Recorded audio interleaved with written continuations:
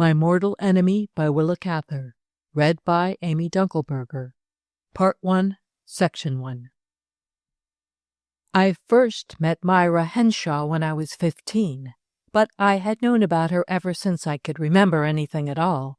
She and her runaway marriage were the theme of the most interesting, indeed the only interesting, stories that were told in our family on holidays or at family dinners. My mother and aunt still heard from Myra Driscoll, as they called her, and Aunt Lydia occasionally went to New York to visit her. She had been the brilliant and attractive figure among the friends of their girlhood, and her life had been as exciting and varied as ours was monotonous. Though she had grown up in our town, Parthia, in southern Illinois, Myra Henshawe never, after her elopement, came back but once. It was in the year when I was finishing high school, and she must then have been a woman of 45. She came in the early autumn with brief notice by telegraph. Her husband, who had a position in the New York offices of an Eastern railroad, was coming west on business, and they were going to stop over for 2 days in Parthia. He was to stay at the Parthian, as our new hotel was called, and Mrs. Henshawe would stay with Aunt Lydia. I was a favorite with my Aunt Lydia. She had 3 big sons, but no daughter, and she thought my mother scarcely appreciated me. She was always, therefore, giving me what she called advantages on the side. My mother and sister were asked to dinner at Aunt Lydia's on the night of the Henshaws' arrival, but she had whispered to me, "I want you to come in early, an hour or so before the others, and get acquainted with Myra." That evening I slipped quietly in at my aunt's front door, and while I was taking off my wraps in the hall, I could see at the far end of the parlor a short, plump woman in a black velvet dress, seated upon the sofa and softly playing on Cousin Bert's guitar. She must have heard me, and glancing up she saw my reflection in a mirror. She put down the guitar, rose, and stood to await my approach. She stood markedly and pointedly still, with her shoulders back and her head lifted, as if to remind me that it was my business to get to her as quickly as possible and present myself as best I could. I was not accustomed to formality of any sort, but by her attitude she succeeded in conveying this idea to me. I hastened across the room with so much bewilderment and concern in my face that she gave a short commiserating laugh as she held out to me her plump, charming little hand. "Certainly this must be Lydia's dear Nellie, of whom I've heard so much. And you must be 15 now, by my mournful arithmetic, am I right?" What a beautiful voice, bright and gay and carelessly kind. But she continued to hold her head up haughtily. She always did this on meeting people, partly, I think, because she was beginning to have a double chin and was sensitive about it. Her deep-set, flashing gray eyes seemed to be taking me in altogether, estimating me. For all that she was no taller than I felt quite overpowered by her, and stupid, hopelessly clumsy and stupid. Her black hair was done high on her head, à la pompadour, and there were curious zigzag curly streaks of glistening white in it, which made it look like the fleece of a Persian goat or some animal that bore silky fur. I could not meet the playful curiosity of her eyes at all, so I fastened my gaze upon a necklace of carved amethysts she wore inside the square-cut neck of her dress. I suppose I stared, for she said suddenly, "Does this necklace annoy you? I'll take it off if it does." I was utterly speechless. I could feel my cheeks burning. Seeing that she had hurt me, she was sorry, threw her arm impulsively about me, drew me into the corner of the sofa, and sat down beside me. "Oh, we'll get used to each other. You see, I brought you because I'm certain that Lydia and your mother have spoiled you a little. You've been overpraised to me. It's all very well to be clever, my dear, but you mustn't be solemn about it. Nothing is more tiresome. Now, let us get acquainted. Tell me about the things you like best. That's the shortcut to friendship. What do you like best in Parthia, the old Driscoll place? I knew it. By the time her husband came in, I had begun to think she was going to like me. I wanted her to, but I felt I didn't have half a chance with her. Her charming, fluent voice, her clear, light enunciation bewildered me, and I was never sure whether she was making fun of me or of the thing we were talking about. Her sarcasm was so quick, so fine at the point. It was like being touched by a metal so cold that one doesn't know whether one is burned or chilled. I was fascinated but very ill at ease, and I was glad when Oswald Henshawe arrived from the hotel. He came into the room without taking off his overcoat and went directly up to his wife, who rose and kissed him. Again, I was some time in catching up with the situation. I wondered for a moment whether they might have come down from Chicago on different trains, for she was clearly glad to see him, glad not merely that he was safe and had got round on time, but because his presence gave her lively personal pleasure.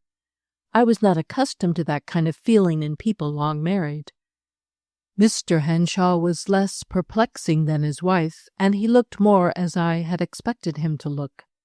The prominent bones of his face gave him a rather military air, a broad, rugged forehead, high cheekbones, a high nose slightly arched. His eyes, however, were dark and soft, curious in shape, exactly like half-moons, and he wore a limp, drooping mustache like an Englishman. There was something about him that suggested personal bravery, magnanimity, and a fine, generous way of doing things. "I am late," he explained, "because I had some difficulty in dressing. I couldn't find my things." His wife looked concerned for a moment, and then began to laugh softly.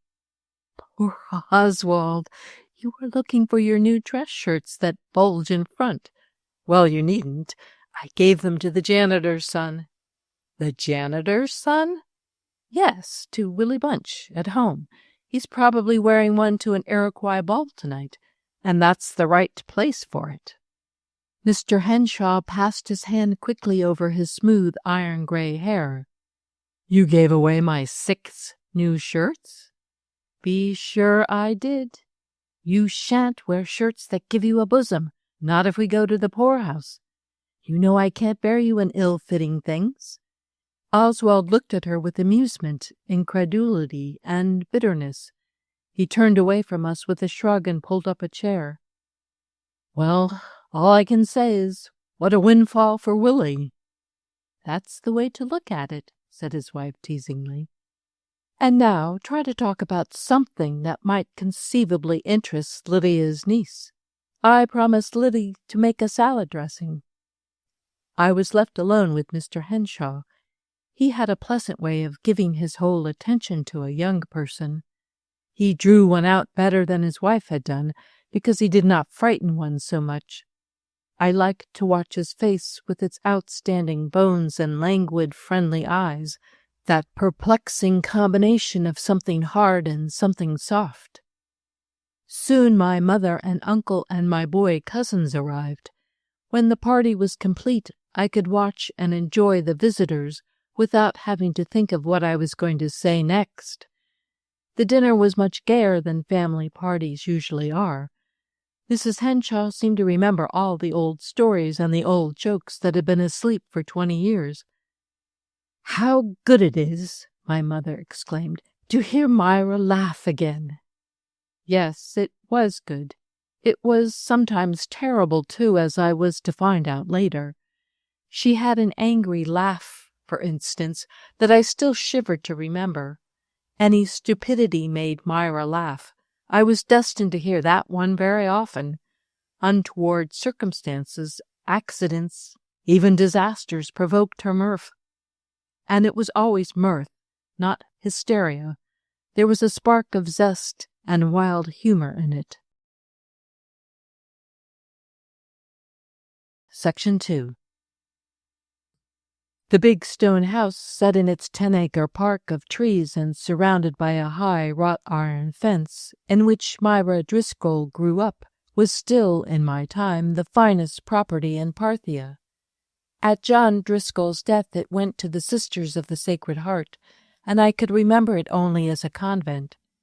Myra was an orphan, and had been taken into this house as a very little girl and brought up by her great-uncle. John Driscoll made his fortune employing contract labor in the Missouri swamps. He retired from business early, returned to the town where he had been a poor boy, and built a fine house in which he took great pride. He lived in what was considered great splendor in those days. He kept fast horses, and bred a trotter that made a national record. He bought silver instruments for the town band, and paid the salary of the bandmaster. When the band went up to serenade him on his birthday and on holidays, he called the boys in and treated them to his best whiskey.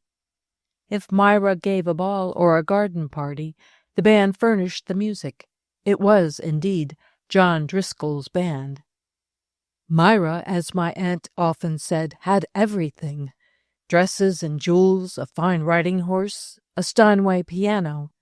Her uncle took her back to Ireland with him one summer, and had her painted by a famous painter. When they were at home in Parthia, his house was always open to the young people of the town. Myra's good looks and high spirits gratified the old man's pride. Her wit was of the kind that he could understand, native and racy, and none too squeamish. She was very fond of him, and he knew it. He was a coarse old codger, so unlettered that he made a poor showing with a pen. It was always told of him that when he became president of our national bank, he burned a lot of the treasury notes sent up to his house for him to sign, because he had spoiled the signature. But he knew a great deal about men and their motives. In his own way he was picturesque, and Myra appreciated it. Not many girls would have done so. Indeed, she was a good deal like him. The blood tie was very strong. There was never a serious disagreement between them until it came to young Henshawe. Oswald Henshawe was the son of a German girl of good family, and an Ulster Protestant whom Driscoll detested. There was an old grudge of some kind between the two men. This Ulster man was poor and impractical, a wandering schoolmaster who had charge for a while of the high school in Parthia, and afterwards taught in smaller towns about. Oswald put himself through Harvard with very little help from his parents. He was not taken account of in our town until he came home from college, a handsome and promising young man. He and Myra met as if for the first time and fell in love with each other. When old Driscoll found that Oswald was calling on his niece, he forbade him the house. They continued to meet at my grandfather's, however, under the protection of my Aunt Lydia. Driscoll so persecuted the boy that he felt there was no chance for him in Parthia. He roused himself and went to New York. He stayed there 2 years without coming home, sending his letters to Myra through my aunt. All Myra's friends were drawn into the web of her romance. 6 young men understudied for Oswald so assiduously that her uncle might have thought she was going to marry any one of them. Oswald, meanwhile, was pegging away in New York, at a time when salaries were small and advancement was slow. But he managed to get on, and in 2 years he was in a position to marry. He wrote to John Driscoll, telling him his resources and prospects, and asked him for his niece's hand.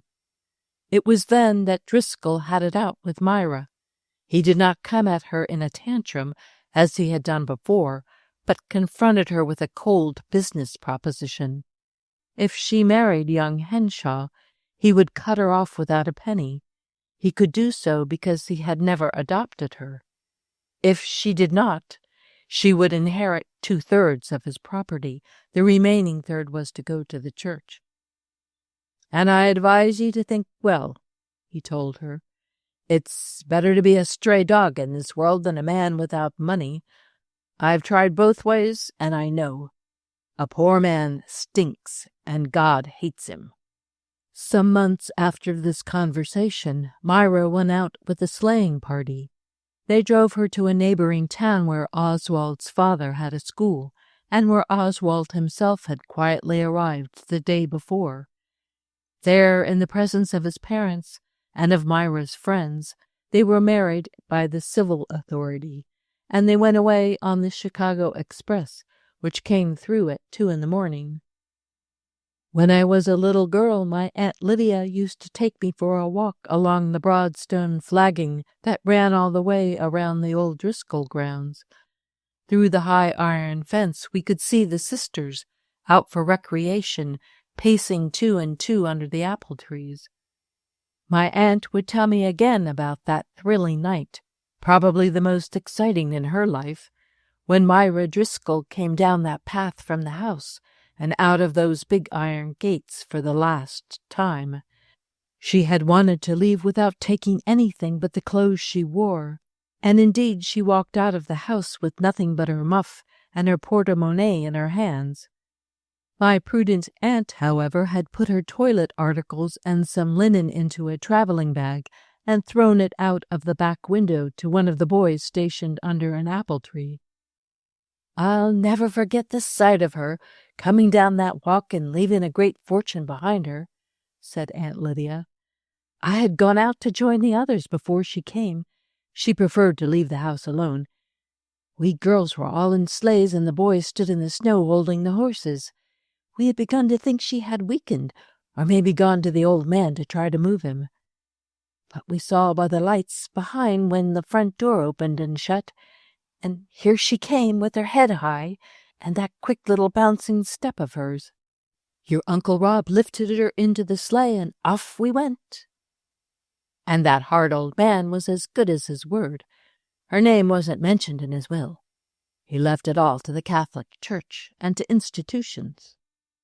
But they've been happy anyhow, I sometimes asked her. Happy? Oh, yes, as happy as most people. That answer was disheartening. The very point of their story was that they should be much happier than other people.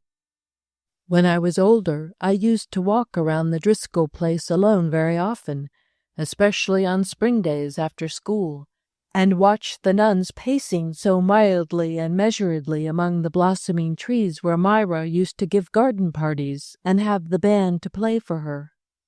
I thought of the place as being under a spell, like the Sleeping Beauty's palace.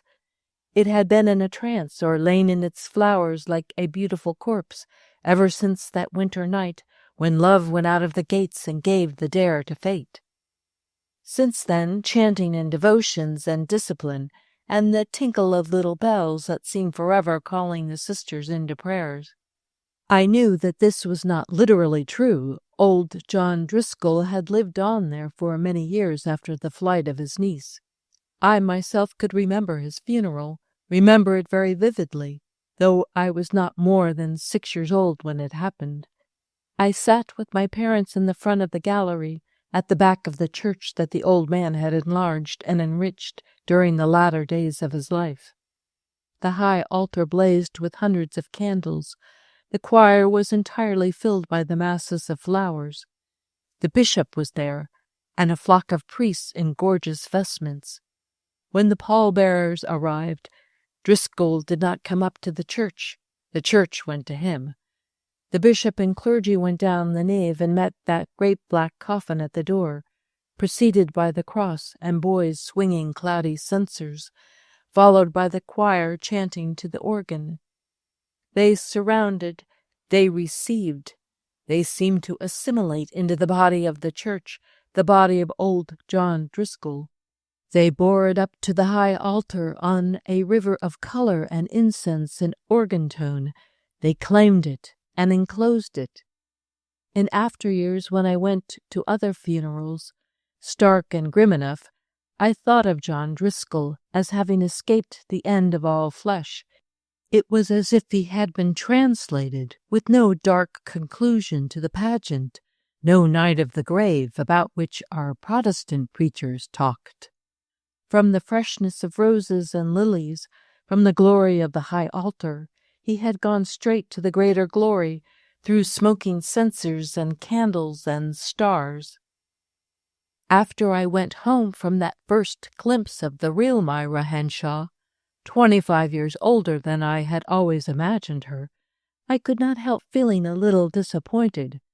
John Driscoll and his niece had suddenly changed places in my mind, and he had got, after all, the more romantic part. Was it not better to get out of the world with such pomp and dramatic splendor than to linger on in it, having to take account of shirts and railway trains and getting a double chin into the bargain? The Henshaws were in Parthia 3 days, and when they left, it was settled that I was to go on to New York with Aunt Lydia for the Christmas holidays. We were to stay at the old Fifth Avenue Hotel, which, as Myra said, was only a stone's throw from their apartment. If at any time a body was to feel disposed to throw one, Liddy. Section 3. My Aunt Lydia and I arrived at the Jersey City station on the day before Christmas, a soft gray December morning with a little snow falling.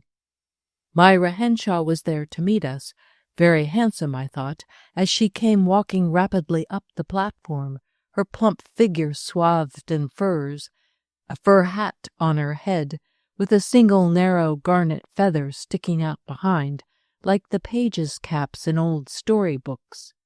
She was not alone. She was attended by a tall, elegant young man in a blue-gray ulster. He had one arm through hers, and in the other hand he carried a walking-stick. "This is Ewan Gray," said Mrs. Henshawe, after she had embraced us. "Doubtless you have seen him play in Chicago. He is meeting an early train, too, so we planned to salute the morn together, and left Oswald to breakfast alone." The young man took our hand luggage and walked beside me to the ferry boat, asking polite questions about our trip. He was a Scotchman of an old theatrical family, a handsome fellow with a broad, fair-skinned face, sand-colored hair and mustache, and fine gray eyes, deep-set and melancholy, with black lashes. He took us up to the deck of the ferry, and then Mrs. Henshawe told him he had better leave us. "You must be there when Esther's train gets in, and remember, you are to bring her to dine with us tomorrow night. There will be no one else." "Thank you, Myra." He stood looking down at her with a grateful, almost humble expression, holding his soft hat against his breast while the snowflakes fell about his head. "And may I call in for a few moments tonight to show you something?" She laughed as if his request pleased her. "Something for her, I expect. Can't you trust your own judgment?" "You know I never do," he said, as if that were an old story. She gave him a little push. "Do put your hat on, or you'll greet Esther with the sneeze. Run along." She watched him anxiously as he walked away and groaned. "Oh, the deliberation of him! If I could only make him hurry once. You'll hear all about him later, Nellie. You'll have to see a good deal of him, but you won't find it a hardship, I trust." The boat was pulling out, and I was straining my eyes to catch, through the fine, reluctant snow, my first glimpse of the city we were approaching. We passed the Wilhelm der Grosse, coming up the river under tug, her sides covered with ice after a stormy crossing, a flock of seagulls in her wake. The snow blurred everything a little, and the buildings on the Battery all ran together, looked like an enormous fortress with 1,000 windows. From the mass, the dull gold dome of the World Building emerged like a ruddy autumn moon at twilight. From the 23rd Street station, we took the crosstown car. People were economical in those days, to the Fifth Avenue Hotel. After we had unpacked and settled our things, we went across the square to lunch at Purcell's, and there Mrs. Henshawe told us about Ewan Gray. He was in love with one of her dearest friends, Esther Sinclair, whose company was coming into New York for the holidays. Though he was so young, he had, she said, a rather spotty past, and Miss Sinclair, who was the daughter of an old New England family and had been properly brought up, couldn't make up her mind whether he was stable enough to marry. I don't dare advise her, though I am so fond of him. You can see he's just the sort of boy that women pick up and run off into the jungle with. But he's never wanted to marry before. It might be the making of him. He's distractedly in love, goes about like a sleepwalker. Still, I couldn't bear it if anything cruel happened to Esther. Aunt Lydia and Myra were going to do some shopping. When we went out into Madison Square again, Mrs. Henshawe must have seen my wistful gaze, for she stopped short and said, "How would Nellie like it if we left her here and picked her up as we come back? That's our house over there, second floor, so you won't be far from home. To me, this is the real heart of the city. That's why I love living here." She waved to me and hurried my aunt away. Madison Square was then at the parting of the ways, had a double personality, half commercial, half social, with shops to the south and residences on the north. It seemed to me so neat after the raggedness of our western cities, so protected by good manners and courtesy, like an open-air drawing-room. I could well imagine a winter dancing party being given there, or a reception for some distinguished European visitor. The snow fell lightly all the afternoon, and friendly old men with brooms kept sweeping the paths, very ready to talk to a girl from the country, and to brush off a bench so that she could sit down. The trees and shrubbery seemed well-groomed and sociable, like pleasant people. The snow lay in clinging folds on the bushes, and outlined every twig of every tree, a line of white upon a line of black. Madison Square Garden, new and spacious then, looked to me so light and fanciful, and St. Gaudens's Diana, of which Mrs. Henshawe had told me, stepped out freely and fearlessly into the grey air. I lingered long by the intermittent fountain. Its rhythmical splash was like the voice of the place. It rose and fell like something taking deep, happy breaths, and the sound was musical, seemed to come from the throat of spring. Not far away, on the corner, was an old man selling English violets, each bunch wrapped in oiled paper to protect them from the snow. Here, I felt, winter brought no desolation. It was tamed, like a polar bear led on a leash by a beautiful lady. About the square, the pale blue shadows grew denser and drew closer. The street lamps flashed out all along the avenue, and soft lights began to twinkle in the tall buildings, while it was yet day. Violet buildings just a little denser in substance and color than the violet sky. While I was gazing up at them, I heard a laugh close beside me, and Mrs. Henshawe's arm slipped through mine. "Why, you're fair moonstruck, Nellie. I've seen the messenger boys dodging all about you." It was true, droves of people were going through the square now, and boys carrying potted plants and big wreaths. "Don't you like to watch them? But we can't stay. We're going home to Oswald. Oh, hear the penny whistle. They always find me out." She stopped a thin lad with a cap and yarn comforter but no overcoat, who was playing the Irish washerwoman on a little pipe, and rummaged in her bag for a coin. The Henshaw's apartment was the second floor of an old brownstone house on the north side of the square. I loved it from the moment I entered it. Such solidly built, high-ceiled rooms, with snug fireplaces and wide doors and deep windows. The long, heavy velvet curtains and the velvet chairs were a wonderful plum color, like ripe purple fruit. The curtains were lined with that rich cream color that lies under the blue skin of ripe figs. Oswald was standing by the fire, drinking a whiskey and soda while he waited for us. He put his glass down on the mantel as we opened the door and forgot all about it. He pushed chairs up to the hearth for my aunt and me, and stood talking to us, while his wife went to change her dress and to have a word with the Irish maid before dinner. "By the way, Myra," he said as she left us, "I've put a bottle of champagne on ice. It's Christmas Eve." Everything in their little apartment seemed to me absolutely individual and unique, even the dinner service. The thick gray plates and the soup tureen painted with birds and big bright flowers. I was sure there were no others like them in the world. As we were finishing dinner, the maid announced to Mr. Gray. Henshawe went into the parlor to greet him, and we followed a moment later. The young man was in evening clothes, with a few sprays of white hyacinth in his coat. He stood by the fire, his arm on the mantel. His clean, fair skin and melancholy eyes, his very correct clothes, and something about the shape of his hands, made one conscious of a cool, deliberate fastidiousness in him.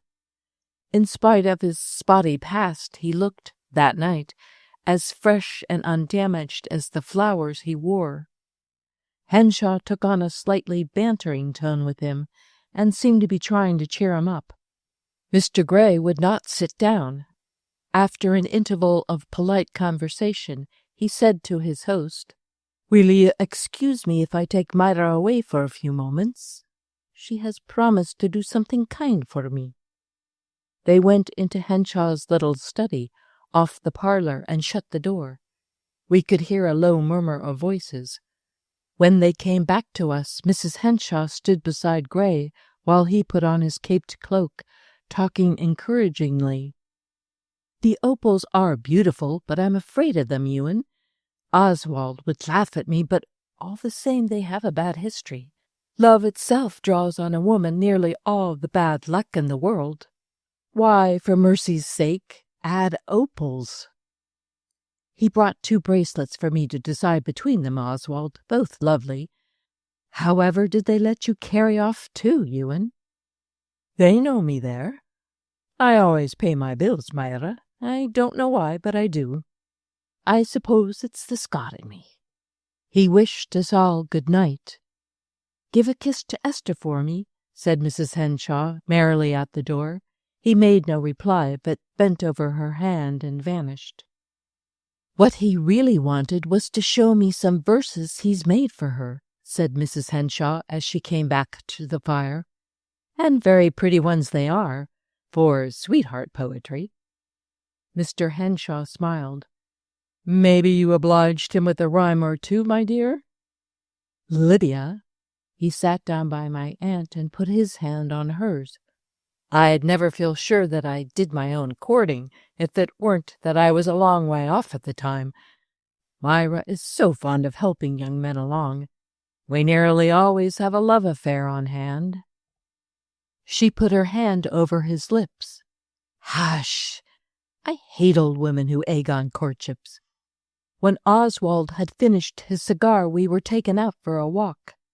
This was primarily for the good of her figure, Myra said, and incidentally we were to look for a green bush to send to Madame Majeska. She's spending the holidays in town, and it will be dismal at her hotel. At the florist we found, among all the little trees and potted plants, a glistening holly tree full of red berries and pointed like a spire, easily the queen of its companions. "That is naturally hers," said Mrs. Myra. Her husband shrugged. "It's naturally the most extravagant." Mrs. Myra threw up her head. "Don't be petty, Oswald. It's not a woolen petticoat or warm mittens that Madame is needing." She gave careful instructions to the florist's man, who was to take the tree to the Savoy. He was to carry with it a box of cakes, of my baking, she said proudly. He was to ask for Mrs. Hughes, the housekeeper, and under her guidance he was to carry the tree up to Madame Majeska's rooms himself.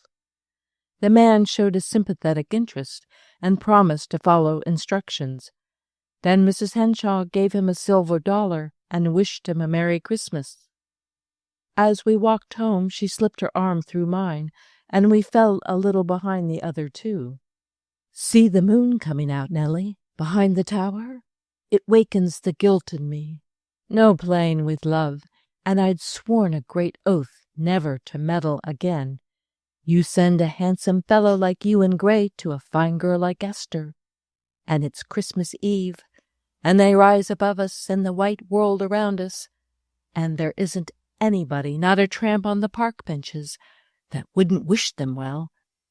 And very likely hell will come of it. Section 4. The next morning, Oswald Henshawe, in a frock coat and top hat, called to take Aunt Lydia and me to church. The weather had cleared before we went to bed, and as we stepped out of our hotel that morning, the sun shone blindingly on the snow-covered park. The gold Diana flashed against a green-blue sky. We were going to Grace Church, and the morning was so beautiful that we decided to walk. "Lydia," said Henshawe as he took us each by an arm, "I want you to give me a Christmas present." "Why, Oswald," she stammered. "Oh, I have it ready.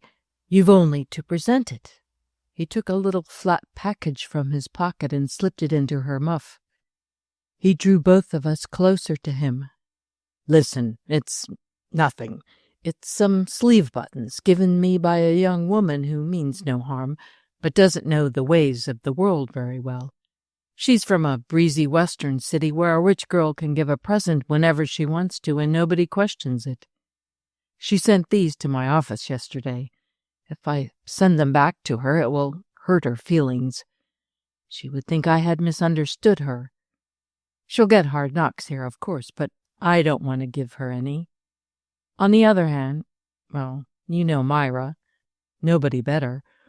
She would punish herself and everybody else for this young woman's questionable taste. So I want you to give them to me, Lydia." "Oh, Oswald," cried my aunt, "Myra is so keen. I'm not clever enough to fool Myra. Can't you just put them away in your office?" "Not very well. Besides," he gave a slightly embarrassed laugh, "I'd like to wear them. They are very pretty." "Now, Oswald." "Oh, it's all right, Lydia. I give you my word it is.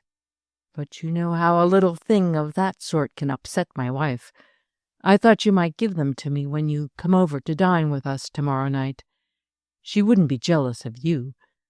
But if you don't like the idea, why, just take them home with you and give them to some nice boy who would appreciate them." All through the Christmas service, I could see that Aunt Lydia was distracted and perplexed. As soon as we got back to the hotel and were safe in our rooms, she took the brown leather case from her muff and opened it.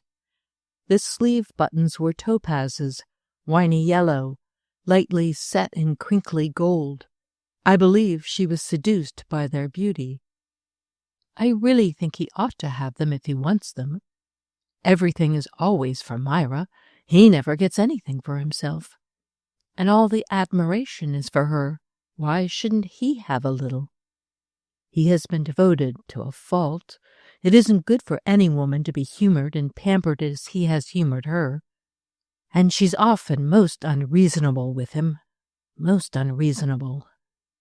The next evening, as we were walking across the square to the Henshaws, we glanced up and saw them standing together in one of their deep front windows, framed by the plum-colored curtains. They were looking out, but did not see us. I noticed that she was really quite a head shorter than he, and she leaned a little towards him. When she was peaceful, she was like a dove with its wings folded. There was something about them, as they stood in the lighted window, that would have discouraged me from meddling, but it did not shake my aunt. As soon as we were in the parlor, before we had taken off our coats, she said resolutely, "Myra, I want to give Oswald a Christmas present.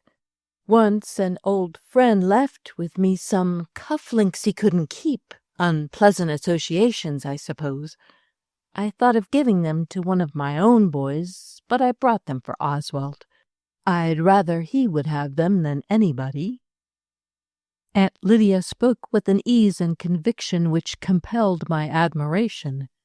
She took the buttons out of her muff, without the box, of course, and laid them in Mrs. Henshawe's hand.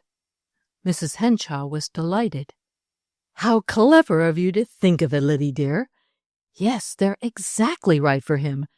There's hardly any other stone I would like, but these are exactly right. Look, Oswald, they're the color of a fine Moselle." It was Oswald himself who seemed disturbed and not overpleased. He grew red, was confused in his remarks, and was genuinely reluctant when his wife insisted upon taking the gold buttons out of his cuffs and putting in the new ones. "I can't get over your canniness, Liddy," she said as she fitted them. "It's not like me, is it, Myra?" retorted my aunt. "Not like me at all to choose the right sort of thing."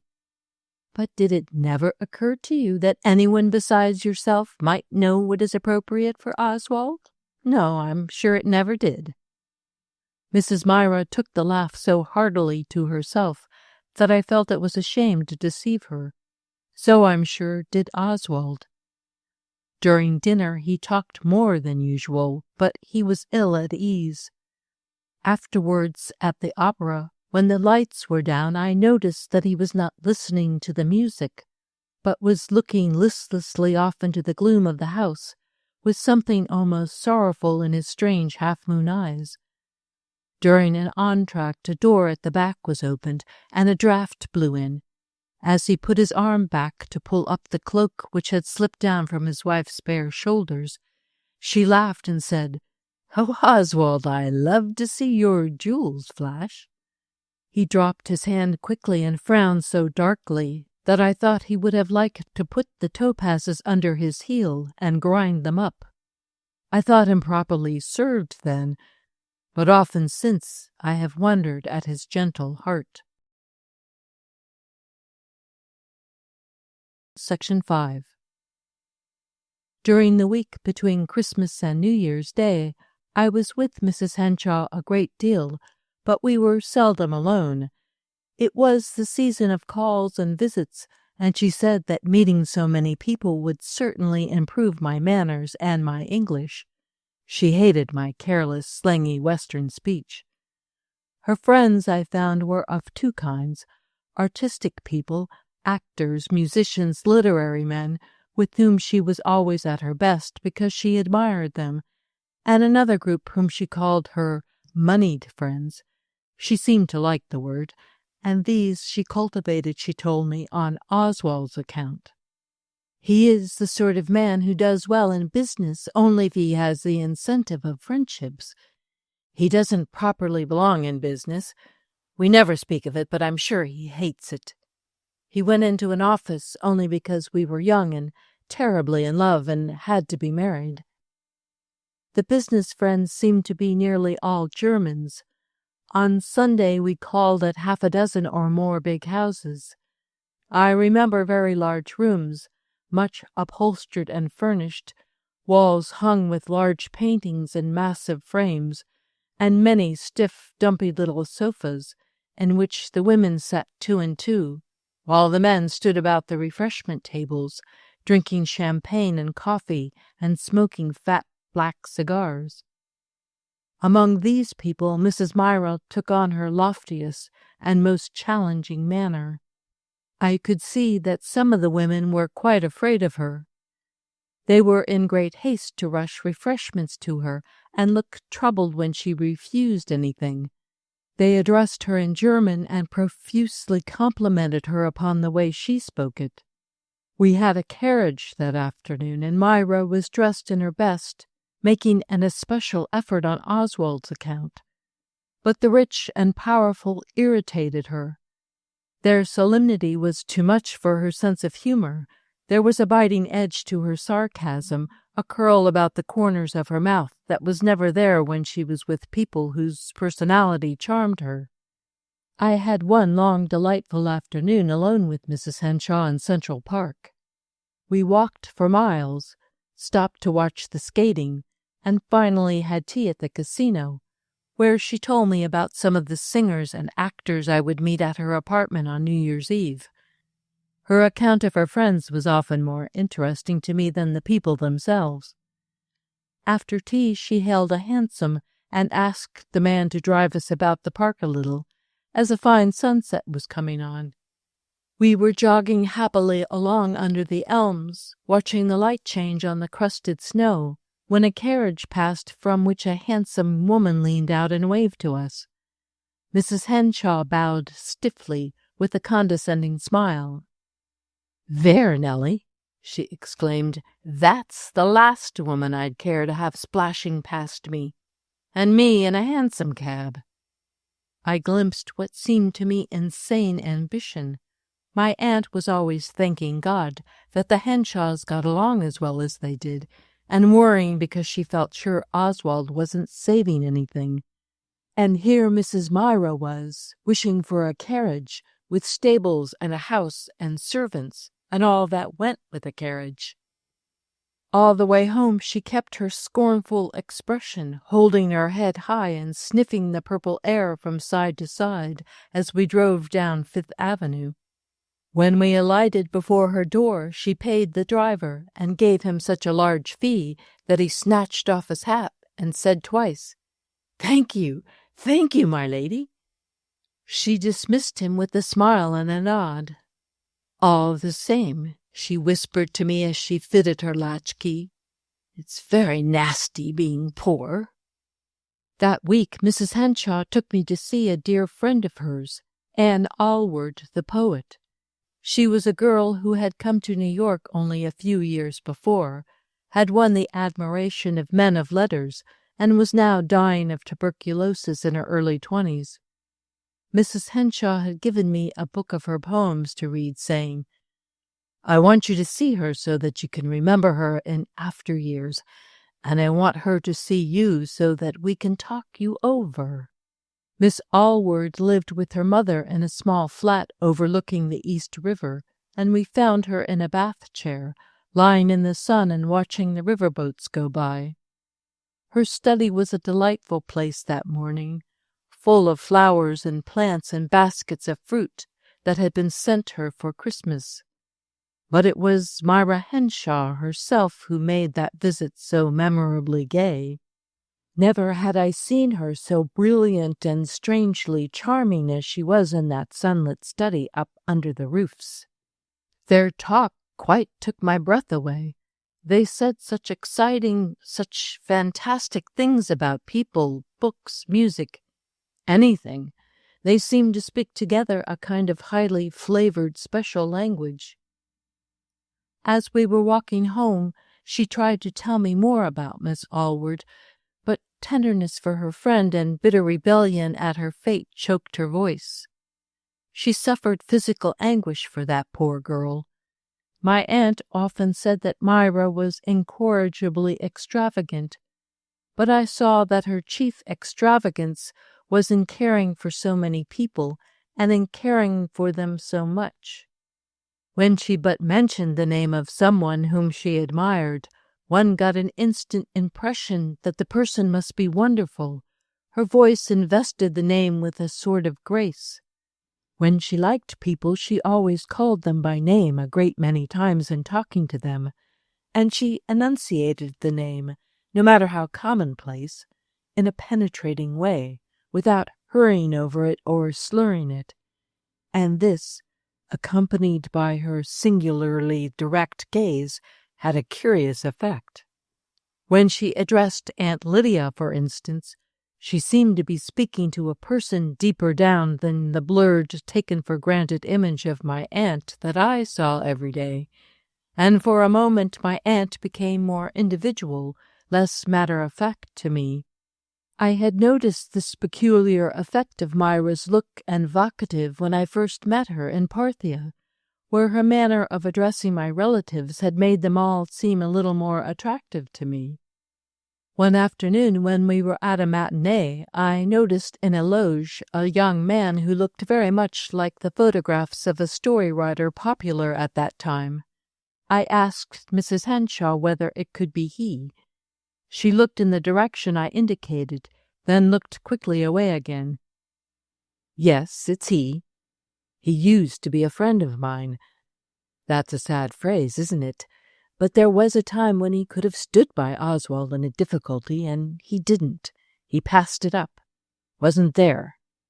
I've never forgiven him." I regretted having noticed the man in the loge. For all the rest of the afternoon I could feel the bitterness working in her. I knew that she was suffering. The scene on the stage was obliterated for her.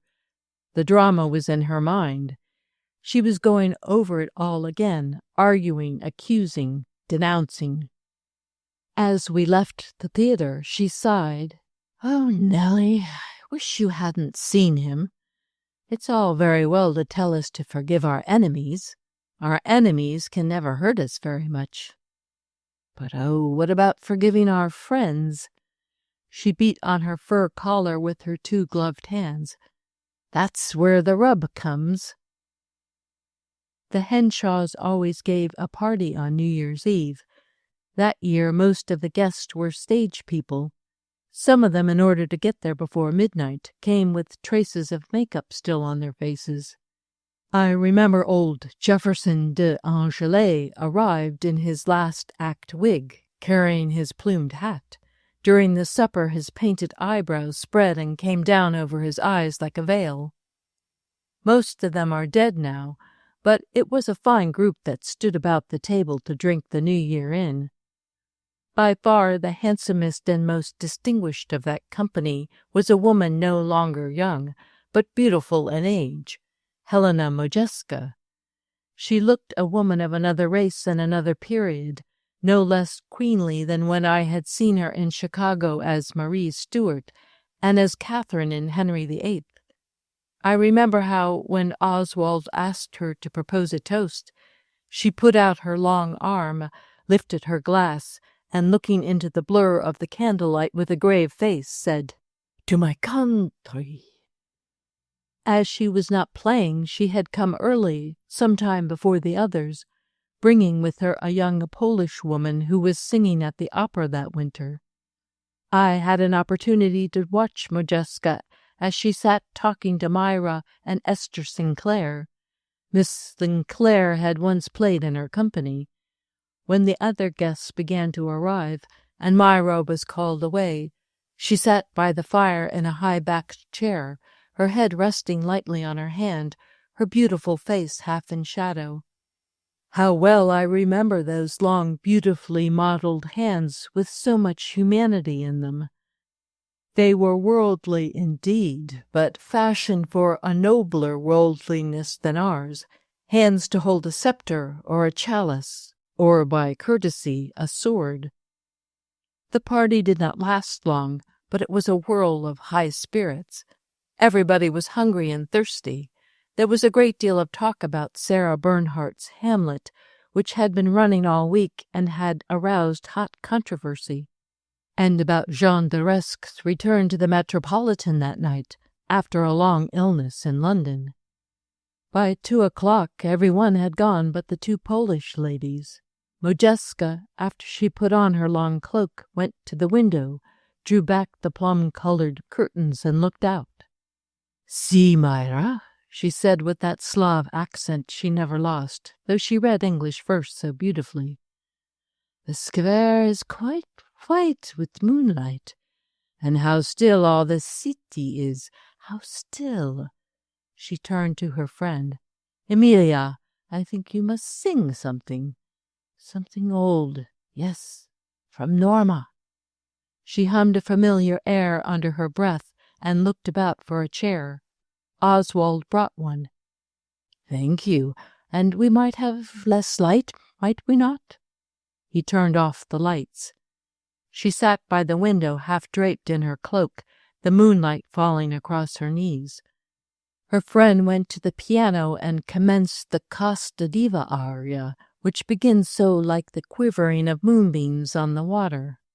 It was the first air on our old music box at home, but I had never heard it sung, and I have never heard it sung so beautifully since. I remember Oswald standing like a statue behind Madame Modjeska's chair, and Myra crouching low beside the singer, her head in both hands, while the song grew and blossomed like a great emotion. When it stopped, nobody said anything beyond a low goodbye. Modjeska again drew her cloak around her, and Oswald took them down to their carriage. Aunt Lydia and I followed, and as we crossed the square we saw their cab going up the avenue. For many years I associated Mrs. Henshawe with that music, thought of that aria as being mysteriously related to something in her nature that one rarely saw, but nearly always felt, a compelling, passionate, overmastering something for which I had no name, but which was audible, visible in the air that night as she sat crouching in the shadow. When I wanted to recall powerfully that hidden richness in her, I had only to close my eyes and sing to myself, "Casta diva, casta diva." Section 6. On Saturday I was to lunch at the Henshawes and go alone with Oswald to hear Bernhardt and Cuchulainn. As I opened the door into the entry hall, the first thing that greeted me was Mrs. Henshawe's angry laugh and a burst of rapid words that stung like cold water from a spray. "I tell you I will know the truth about this key, and I will go through any door your keys open. Is that clear?" Oswald answered with a distinctly malicious chuckle. "My dear, you'd have a hard time getting through that door. The key happens to open a safety deposit box." Her voice rose an octave in pitch. "How dare you lie to me, Oswald? How dare you? They told me at your bank that this wasn't a bank key, though it looks like one. I stopped and showed it to them the day you forgot your keys and telephoned me to bring them down to your office." "The hell you did!" I coughed and rapped at the door. They took no notice of me. I heard Oswald push back a chair. "Then it was you who took my keys out of my pocket." "I might have known it. I never forget to change them. And you went to the bank and made me and yourself ridiculous. I can imagine their amusement." "Well, you needn't.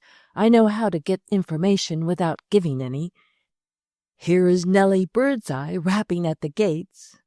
Come in, Nellie. You and Oswald are going over to Martin's for lunch. He and I are quarreling about a key ring. There will be no luncheon here today." She went away, and I stood bewildered. This delightful room had seemed to me a place where light-heartedness and charming manners lived, housed there just as the purple curtains and the Kiva rugs and the gay water-colors were, and now everything was in ruins. The air was still and cold like the air in a refrigerating room. What I felt was fear. I was afraid to look or speak or move. Everything about me seemed evil. When kindness has left people, even for a few moments, we become afraid of them, as if their reason had left them. When it has left a place where we have always found it, it is like shipwreck. We drop from security into something malevolent and bottomless. "It's all right, Nellie."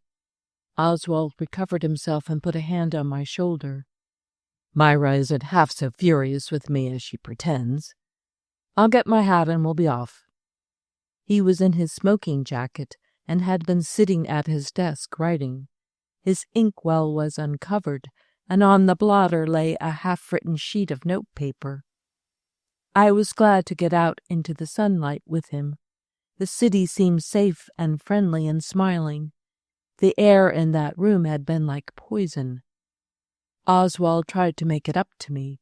We walked round and round the square, and at Martin's he made me drink a glass of sherry, and pointed out the interesting people in the dining room, and told me stories about them. But without his hat, his head against the bright window, he looked tired and troubled. I wondered, as on the first time I saw him in my own town, at the contradiction in his face, the strong bones and the curiously shaped eyes without any fire in them. I felt that his life had not suited him, that he possessed some kind of courage and force which slept, which in another sort of world might have asserted themselves brilliantly. I thought he ought to have been a soldier or an explorer. I have since seen those half-moon eyes in other people, and they were always inscrutable, like his, fronted the world with courtesy and kindness, but one never got behind them. We went to the theater, but I remember very little of the performance except a dull heartache and a conviction that I should never like Mrs. Myra so well again. That was on Saturday. On Monday, Aunt Lydia and I were to start for home. We positively did not see the Henshaws again. Sunday morning the maid came with some flowers and a note from Myra, saying that her friend Anne Allward was having a bad day and had sent for her. On Monday we took an early boat across the ferry in order to breakfast in the Jersey station before our train started. We had got settled in our places in the Pullman. The moment of departure was near, when we heard an amused laugh, and there was Myra Henshawe coming into the car in her fur hat, followed by a porter who carried her bags. "I didn't plot anything so neat as this, Liddy," she laughed, a little out of breath, "though I knew we'd be on the same train. But we won't quarrel, will we? I'm only going as far as Pittsburgh. I have some old friends there. Oswald and I have had a disagreement, and I've left him to think it over. If he needs me, he can quite well come after me." All day Mrs. Myra was jolly and agreeable, though she treated us with light formality, as if we were new acquaintances. We lunched together, and I noticed, sitting opposite her, that when she was in this mood of high scorn, her mouth, which could be so tender, which cherished the names of her friends and spoke them delicately, was entirely different. It seemed to curl and twist about like a little snake. Letting herself think harm of anyone she loved seemed to change her nature, even her features. It was dark when we got into Pittsburgh. The Pullman porter took Myra's luggage to the end of the car. She bade us good-bye, started to leave us, then turned back with an icy little smile. "Oh, Liddy dear, you needn't have perjured yourself for those yellow cuff buttons. I was sure to find out. I always do. I don't hold it against you, but it's disgusting in a man to lie for personal decorations. A woman might do it now. For pearls."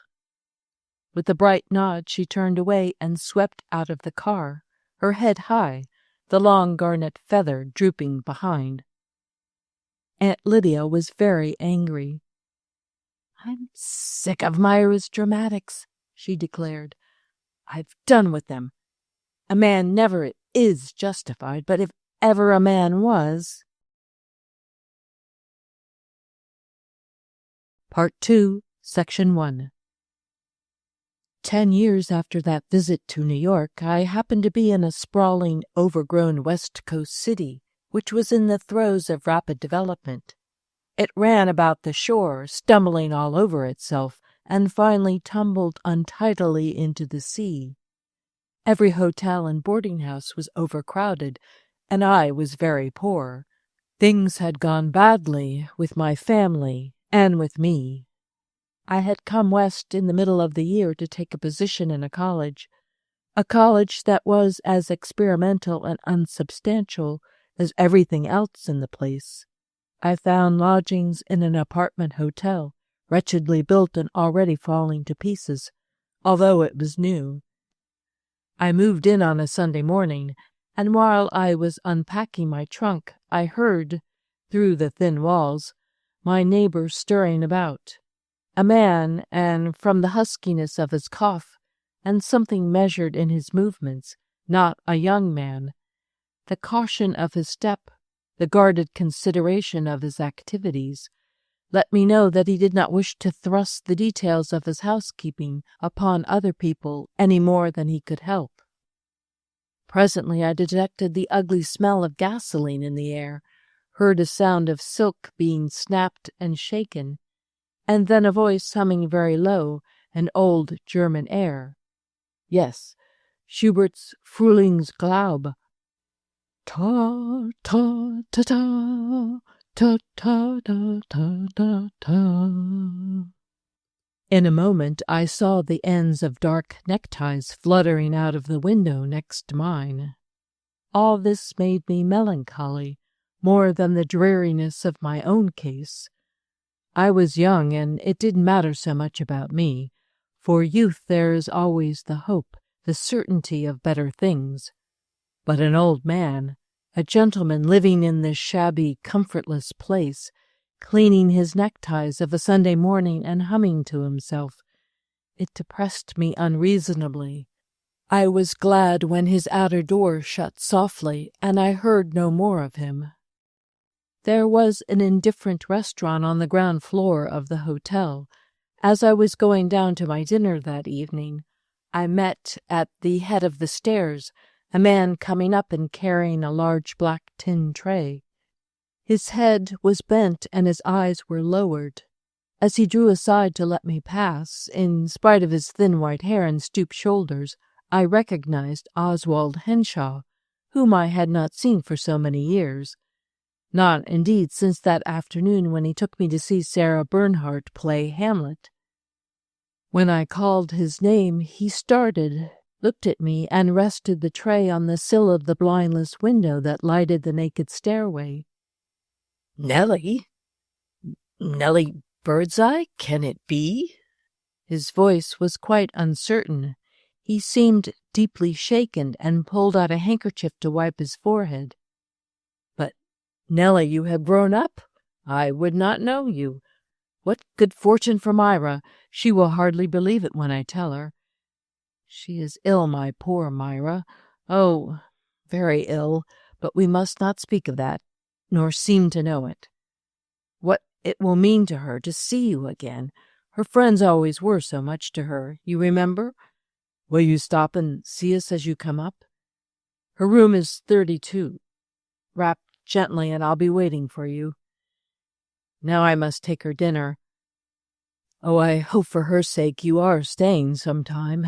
She has no one here. He took up the tray and went softly along the uncarpeted hall. I felt little zest for the canned vegetables and hard meat the waitress put before me. I had known that the Henshawes had come on evil days and were wandering about among the cities of the Pacific coast. But Myra had stopped writing to Aunt Lydia, beyond a word of greeting at Christmas and on her birthday. She had ceased to give us any information about their way of life.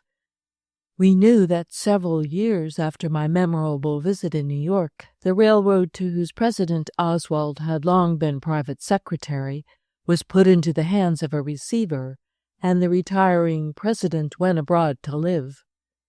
Henshawe had remained with the new management, but very soon the road was taken over by one of the great trunk lines, and the office staff was cut in two. In the reorganization, Henshawe was offered a small position, which he indignantly refused. His wife wouldn't let him think of accepting it. He went to San Francisco as manager of a commission house. The business failed, and what had happened to them since I did not know. I lingered long over my dismal dinner. I had not the courage to go upstairs. Henshawe was not more than 60, but he looked much older. He had the tired face of one who has utterly lost hope. Oswald had got his wife up out of bed to receive me. When I entered, she was sitting in a wheelchair by an open window, wrapped in a Chinese dressing gown, with a bright shawl over her feet.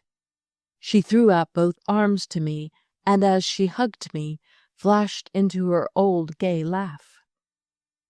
"Now, wasn't it clever of you to find us, Nellie? And we so safely hidden in earth like a pair of old foxes. But it was in the cards that we should meet again. Now I understand.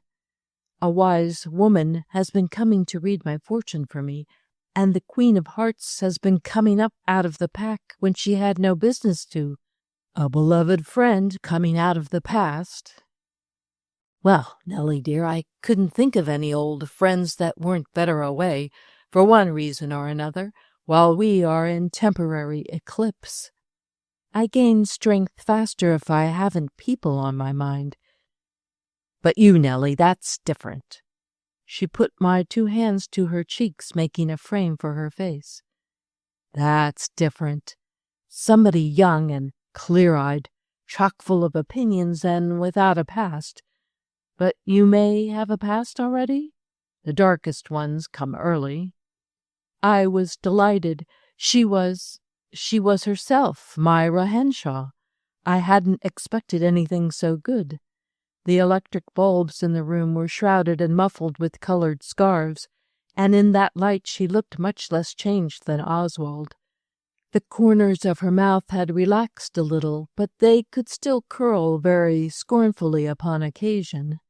Her nose was the same sniffy little nose, with its restless arched nostrils, and her double chin, though softer, was no fuller. A strong cable of gray-black hair was wound on the top of her head, which, as she once remarked, was no head for a woman at all, but would have graced one of the wickedest of the Roman emperors. Her bed was in the alcove behind her. In the shadowy dimness of the room I recognized some of the rugs from their New York apartment, some of the old pictures, with frames peeling and glass cracked. Here was Myra's little inlaid tea-table, and the desk at which Oswald had been writing that day when I dropped in upon their quarrel. At the windows were the dear plum-colored curtains, their cream lining streaked and faded, but the sight of them rejoiced me more than I could tell the Henshaws. "And where did you come from, Nellie? What are you doing here, in heaven's name?"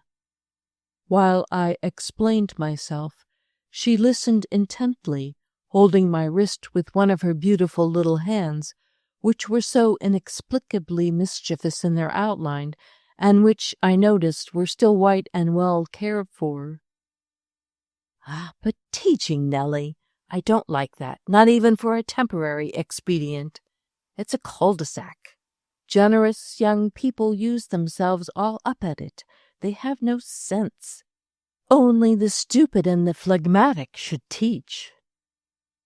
But won't you allow me, too, a temporary eclipse? She laughed and squeezed my hand. We wouldn't be hiding in the shadow if we were 25. We were throwing off sparks like a pair of shooting stars, weren't we, Oswald? No, I can't bear teaching for you, Nellie. Why not journalism? You could always make your way easily there. Because I hate journalism. I know what I want to do, and I'll work my way out yet, if only you'll give me time. Very well, dear, she sighed. But I'm ambitious for you. I've no patience with young people when they drift. I wish I could live their lives for them. I'd know how. But there it is. By the time you've learned the shortcuts, your feet puff up so that you can't take the road at all. Now tell me about your mother and my Lydia. I had hardly begun when she lifted one finger and sniffed the air. Do you get it? That bitter smell of the sea? It's apt to come in on the night wind. I live on it. Sometimes I can still take a drive along the shore. Go on. You say that Lydia and your mother are at present in disputation about the possession of your late grandfather's portrait. Why don't you cut it in two for them, Nellie? I remember it perfectly, and half of it would be enough for anybody. While I told her any amusing gossip I could remember about my family, she sat crippled but powerful in her brilliant wrappings. She looked strong and broken, generous and tyrannical, a witty and rather wicked old woman who hated life for its defeats and loved it for its absurdities. I recalled her angry laugh and how she had always greeted shock or sorrow with that dry, exultant chuckle which seemed to say, "Aha! I have one more piece of evidence, one more against the hideous injustice God permits in this world." While we were talking, the silence of the strangely balmy February evening was rudely disturbed by the sound of doors slamming and heavy tramping overhead. Mrs. Henshawe winced. A look of apprehension and helplessness, a tortured expression came over her face. She turned sharply to her husband, who was resting peacefully in one of their old deep chairs over by the muffled light. "There they are, those animals." He sat up. "They have just come back from church," he said in a troubled voice. "Why should I have to know when they come back from church? Why should I have the details of their stupid, messy existence thrust upon me all day long and half the night?" she broke out bitterly. Her features became tense as from an attack of pain, and I realized how unable she was to bear things. "We are unfortunate in the people who live over us," Oswald explained. "They annoy us a great deal. These new houses are poorly built and every sound carries." "Couldn't you ask them to walk more quietly?" I suggested. He smiled and shook his head. "We have, but it seems to make them worse. They are that kind of people."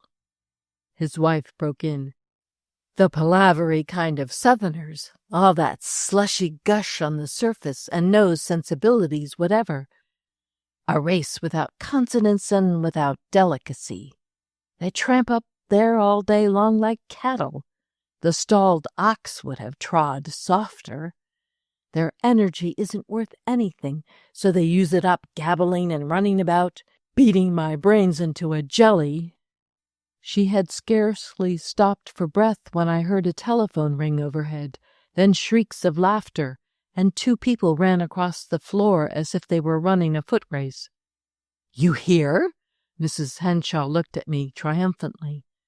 "Those 2 silly old hens race each other to the telephone as if they had a sweetheart at the other end of it." While I could still climb stairs, I hobbled up to that woman and implored her, and she began gushing about "my sister" and "my son" and what refined people they were. Oh, that's the cruelty of being poor. It leaves you at the mercy of such pigs. Money is a protection, a cloak. It can buy one quiet and some sort of dignity. She leaned back exhausted and shut her eyes. "Come, Nellie," said Oswald softly. He walked down the hall to my door with me. "I'm sorry the disturbance began while you were there. Sometimes they go to the movies and stay out later," he said mournfully. "I've talked to that woman and to her son, but they are very unfeeling people." "But wouldn't the management interfere in a case of sickness?" Again he shook his head. "No, they pay a higher rent than we do, occupy more rooms, and we are somewhat under obligation to the management." Section 2. I soon discovered the facts about the Henshaws' present existence. Oswald had a humble position, poorly paid, with the City Traction Company. He had to be at his desk at 9 o'clock every day except Sunday. He rose at 5 in the morning, put on an old duck suit. It happened to be a very smart one, with frogs and a military collar, left over from prosperous times. Went to his wife's room and gave her her bath, made her bed, arranged her things, and then got their breakfast. He made the coffee on a spirit lamp, the toast on an electric toaster. This was the only meal of the day they could have together, and as they had it long before the ruthless Poindexters overhead began to tramp, it was usually a cheerful occasion. After breakfast, Oswald washed the dishes. Their one luxury was a private bath, with a large cupboard, which he called his kitchen. Everything else done, he went back to his own room, put it in order, and then dressed for the office. He still dressed very neatly, though how he managed to do it with the few clothes he had, I could not see. He was the only man staying in that shabby hotel who looked well-groomed. As a special favor from his company, he was allowed to take 2 hours at noon, on account of his sick wife. He came home, brought her lunch from below, then hurried back to his office. Myra made her own tea every afternoon, getting about in her wheelchair or with the aid of a cane. I found that one of the kindest things I could do for her was to bring her some little sandwiches or cakes from the Swedish bakery to vary her tinned biscuit. She took great pains to get her tea nicely.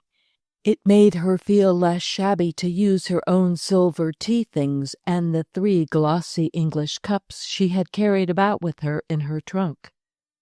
I used often to go in and join her, and we spent some of our pleasantest hours at that time of the day, when the people overhead were usually out. When they were in and active, it was too painful to witness Mrs. Henshawe's suffering. She was acutely sensitive to sound and light, and the Poindexters did tramp like cattle, except that their brutal thumping hadn't the measured dignity which the step of animals always has. Mrs. Henshawe got great pleasure from flowers, too, and during the late winter months my chief extravagance and my chief pleasure was in taking them to her. One warm Saturday afternoon, early in April, we went for a drive along the shore. I had hired a low carriage with a kindly Negro driver. Supported on his arm and mine, Mrs. Henshawe managed to get downstairs. She looked much older and more ill in her black broadcloth coat and a black taffeta hat that had once been smart. We took with us her furs and an old steamer blanket. It was a beautiful, soft spring day. The road unfortunately kept winding away from the sea. At last we came out on a bare headland, with only one old twisted tree upon it and the sea beneath. "Why, Nellie," she exclaimed, "it's like the cliff in Lear. Gloucester's cliff, so it is. Can't we stay here? I believe this nice darky man would fix me up under the tree there and come back for us later." We wrapped her in the rug, and she declared that the trunk of the old cedar, bending away from the sea, made a comfortable back for her. The Negro drove away, and I went for a walk up the shore because I knew she wanted to be alone. From a distance I could see her leaning against her tree and looking off to sea as if she were waiting for something. A few steamers passed below her, and the gulls dipped and darted about the headland, the soft shine of the sun on their wings. The afternoon light, at first wide and watery pale, grew stronger and yellower, and when I went back to Myra, it was beating from the west on her cliff as if thrown by a burning glass. She looked up at me with a soft smile. Her face could still be very lovely in a tender moment. "I've had such a beautiful hour, dear. Or has it been longer? Light and silence, they heal all one's wounds, all but one, and that is healed by dark and silence. I find I don't miss clever talk, the kind I always used to have about me, when I can have silence. It's like cold water poured over fever." I sat down beside her, and we watched the sun dropping lower toward his final plunge into the Pacific. "I'd love to see this place at dawn," Myra said suddenly. "That is always such a forgiving time, when that first cold bright streak comes over the water. It's as if all our sins were pardoned, as if the sky leaned over the earth and kissed it and gave it absolution. You know how the great sinners always came home to die in some religious house, and the abbot or the abbess went out and received them with a kiss?" When we got home she was, of course, very tired. Oswald was waiting for us, and he and the driver carried her upstairs. While we were getting her into bed, the noise overhead broke out. Tramp, tramp, bang! Myra began to cry. "Oh, I've come back to it to be tormented again. I've 2 fatal maladies, but it's those coarse creatures I shall die of. Why didn't you leave me out there, Nellie, in the wind and night? You ought to get me away from this, Oswald. If I were on my feet and you laid low, I wouldn't let you be despised and trampled upon.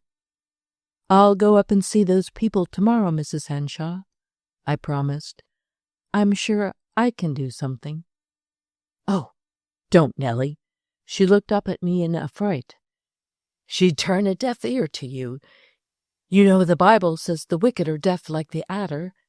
And, Nellie, she has the wrinkled white throat of an adder, that woman, and the hard eyes of one. Don't go near her.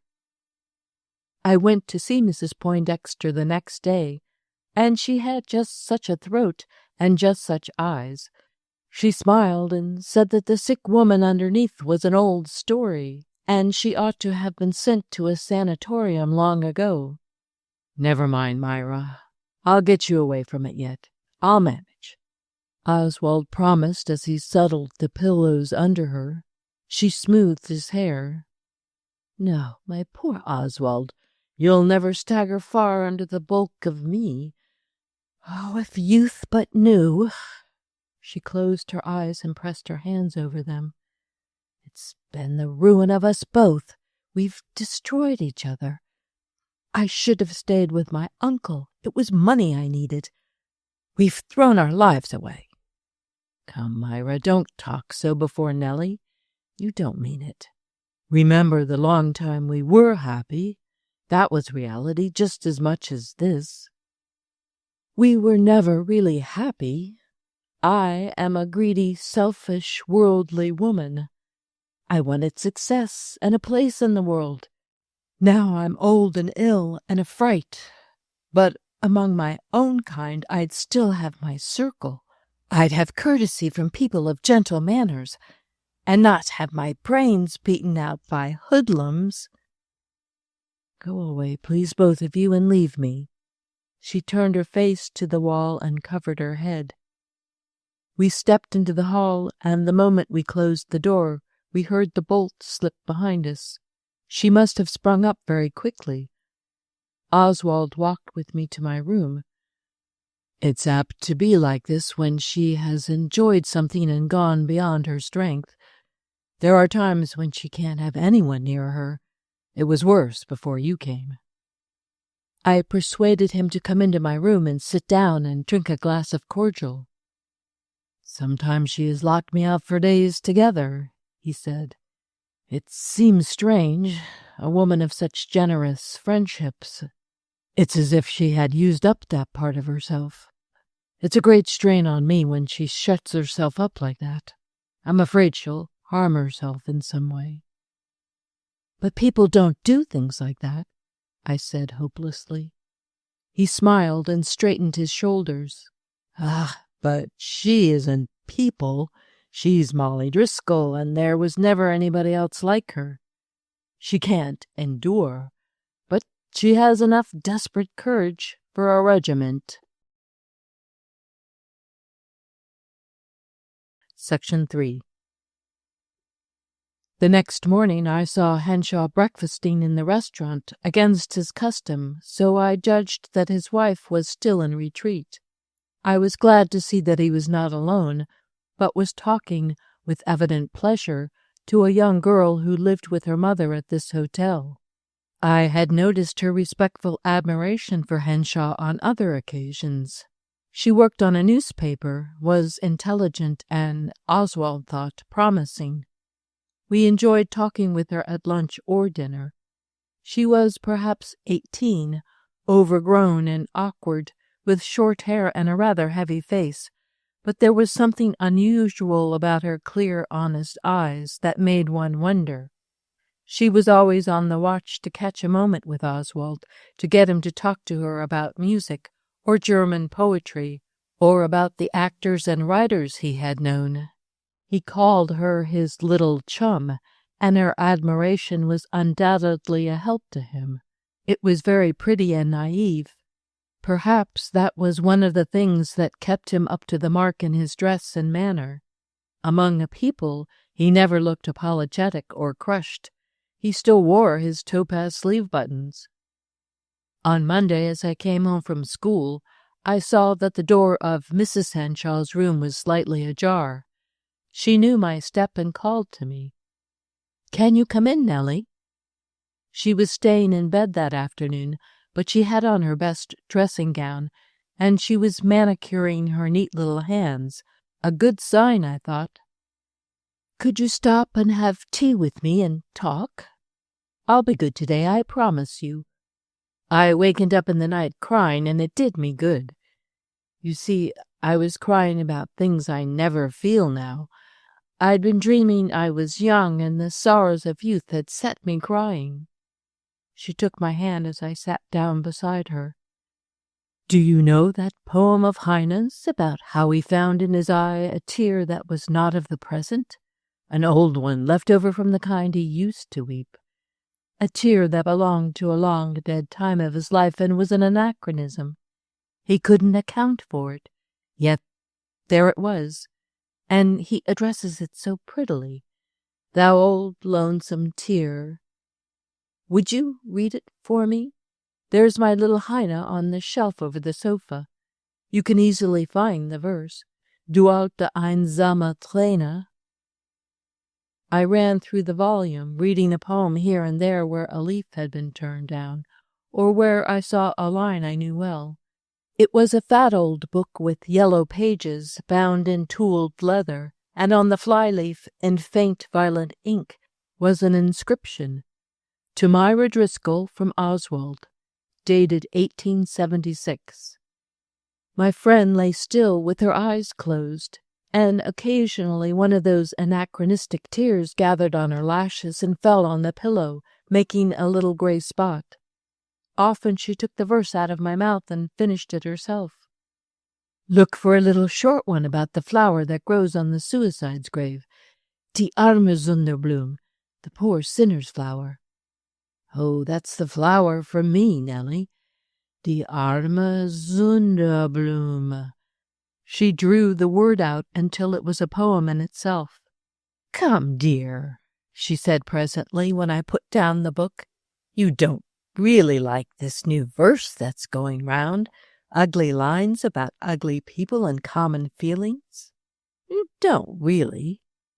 When I reminded her that she liked Walt Whitman, she chuckled slyly. "Does that save me? Can I get into your new Parnassus on that dirty old man? I suppose I ought to be glad of any sort of ticket at my age. I like naughty rhymes when they don't try to be pompous.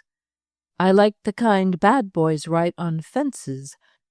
My uncle had a rare collection of such rhymes in his head that he'd pick off fences and outbuildings. I wish I'd taken them down. I might become a poet of note. My uncle was a very unusual man. Did they ever tell you much about him at home?" "Yes, he had violent prejudices, but that's rather good to remember in these days when so few people have any real passions, either of love or hate. He would help a friend, no matter what it cost him. And over again he risked ruining himself to crush an enemy. But he never did ruin himself. Men who hate like that usually have the fist power to back it up, you'll notice.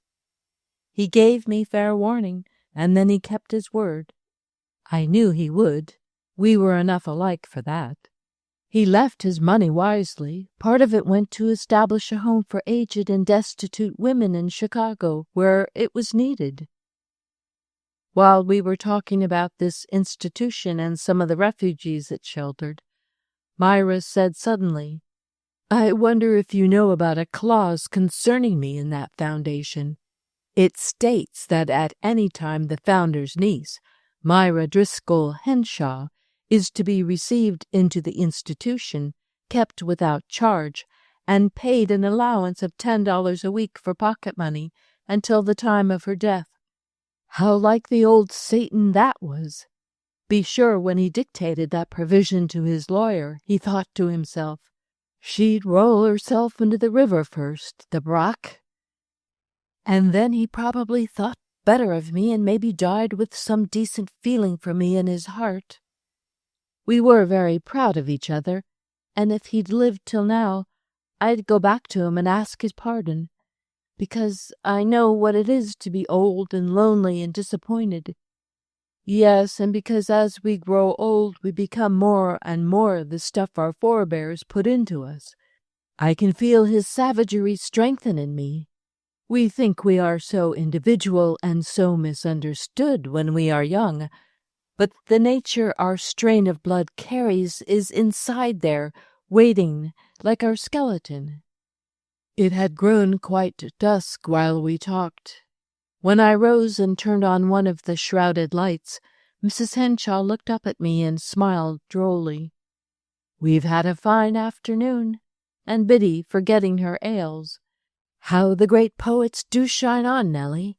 Into all the dark corners of the world they have no night." They shone for her, certainly. Miss Sterling, a nice young person from the library, as Myra called her, ran in occasionally with new books. But Myra's eyes tired quickly, and she used to shut a new book and lie back and repeat the old ones she knew by heart, the long declamations from Richard II or King John. As I passed her door, I would hear her murmuring, at the very bottom of her rich Irish voice, "Old John of Gaunt, time-honoured Lancaster." Section 4. One afternoon when I got home from school, I found a note from Mrs. Henshawe under my door and went to her at once. She greeted me and kissed me with unusual gravity. "Nellie, dear, will you do a very special favor for me tomorrow? It is the 15th of April, the anniversary of Madame Modjeska's death." She gave me a key and asked me to open an old trunk in the corner. "Lift the tray, and in the bottom at one end you will find an old pair of long kid gloves tied up like sacks. Please give them to me." I burrowed down under old evening wraps and dinner dresses and came upon the gloves, yellow with age and tied at both ends with corset lacings. They contained something heavy that jingled. Myra was watching my face and chuckled. "Is she thinking they are my wedding gloves, piously preserved?" "No, my dear, I went before a justice of the peace and married without gloves, so to speak." Untying the string, she shook out a little rain of $10 and $20 gold pieces. "All old Irish women hide away a bit of money." She took up a coin and gave it to me. "Will you go to St. Joseph's Church and inquire for Father Fay? Tell him you are from me and ask him to celebrate a Mass tomorrow for the repose of the soul of Helena Modjeska, Countess Bozenta Klapowska. He will remember. Last year I hobbled there myself." "You are surprised, Nellie." "Yes, I broke with the church when I broke with everything else and ran away with a German freethinker. But I believe in holy words and holy rites all the same. It is a solace to me to know that tomorrow a Mass will be said here in heathendom for the spirit of that noble artist, that beautiful and gracious woman." When I put the gold back into the trunk and started making the tea, she said, "Oswald, of course, doesn't know the extent of my resources. We've often needed $100 or two so bitter bad he wouldn't understand. But that is the money I keep for unearthly purposes. The needs of this world don't touch it." As I was leaving, she called me back. "Oh, Nellie, can't we go to Gloucester's Cliff on Saturday if it's fine? I do long to."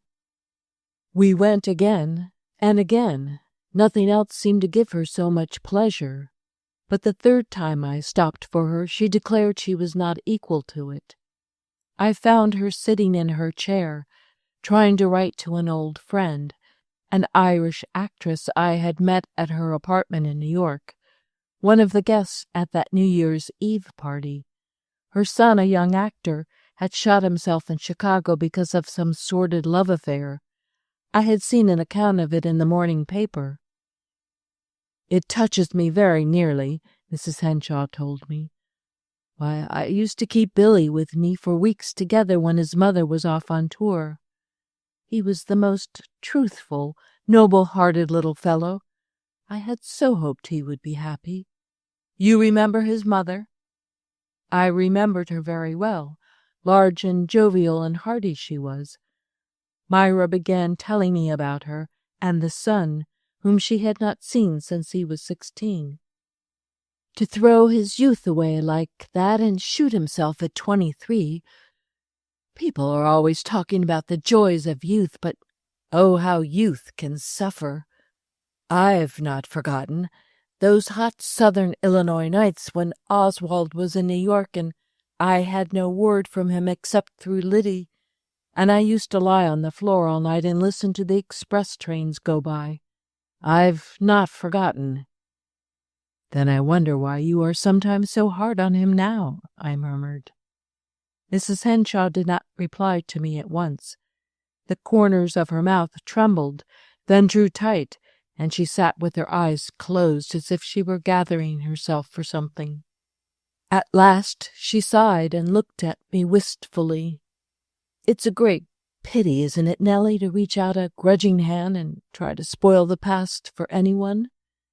Yes, it's a great cruelty, but I can't help it. He's a sentimentalist, always was. He can look back on the best of those days when we were young and loved each other, and make himself believe it was all like that.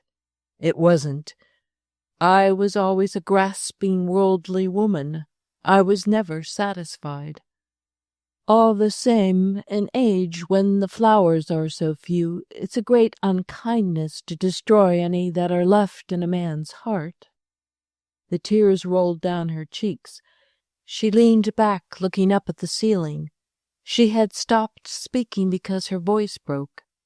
Presently she began again resolutely. "But I'm made so. People can be lovers and enemies at the same time, you know. A man and woman draw apart from that long embrace and see what they have done to each other. Perhaps I can't forgive him for the harm I did him. Perhaps that's it. When there are children, that feeling goes through natural changes, but when it remains so personal, something gives way in one. In age we lose everything, even the power to love."